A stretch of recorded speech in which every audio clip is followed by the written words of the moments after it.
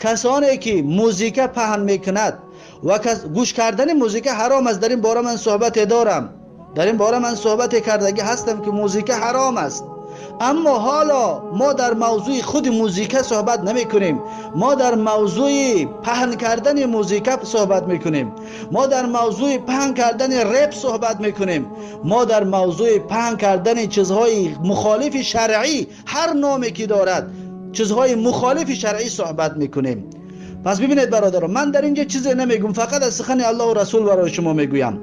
و کدام قرآن خوانده میتونید، قرآن های تاجیکی دارید، پس قرآن ها را بگیرید در پیشتون. من نام های سوره و رقم های آیت را میگویم، پس شما ببینید که این گفته های من در قرآن هست یا نه. و حدیث را میگویم همچنین، پس شما میتونید که حدیث را پیش کسی بروید، از اون ملاهایی که قبولشان دارید از اونها پرسان شوید، کسانی که اگر صحبت ما را قبول نکردید. اما کسانی که قبول میکنید، پس این سخن الله و رسول را من برای شما میرسانم. اولا شروع میکنیم از سوره نور. الله تبارک و تعالی در سوره نور آیت 19، بکشید قرآن را، سوره نور آیت 19 چی میگه؟ الله سبحانه و تعالی میگه ان الذين يحبون ان تشيع الفاحشه في الذين امنوا لهم عذاب الیم في الدنيا والآخره.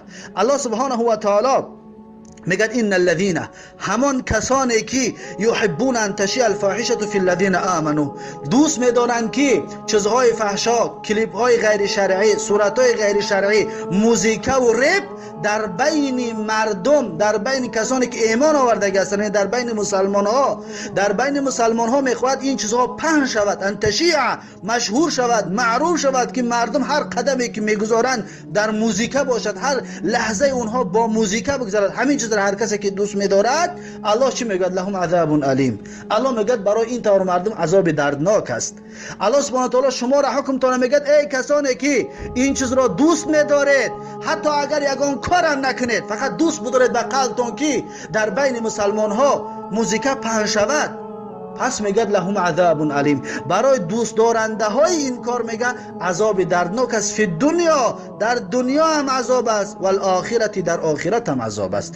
ای کسانی که شما فقط دوست میدارید حال یگان کار کردگی نیستید، فقط دوست داشتید که همین چیز شود، فقط دوست داشتید که موزیک در میدان پهن شود، همه مردم موزیک گوش کنن، همه مردم رپ گوش کنن. همین دوست داشتن شما خودش سبب است که الله این حکم بالای شما صادر میکند که اگر توبه نکنید لهم عذاب علیم. میگه در دنیا و در آخرت عذاب دردناک هم در دنیا است و هم در آخرت. اینجا یک سخن زیبایی که در تفسیر آلوسی میآورد از ابن عباس رضی الله عنه، میگه روی عن ابن عباس، از ابن عباس رضی الله عنه روایت است که لهم، یعنی برای این طور مردم، بسبب ذالک، بسبب همین کار. کدام کار؟ و هو محبت و اشاعت الفاحشه فی المؤمنین، یعنی که فقط دوست می‌دارد که در بین مسلمان ها فاحشه، موزیک، رپ پهن شود، صورت‌های غیر اخلاقی پهن شود، فقط دوست بدارد. میگه یگان کار نکند،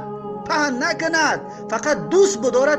ان همین دوستی داشتگیش سبب می شود که عذاب علیم فی دنیا، در دنیا عذاب دردناک را می بیند.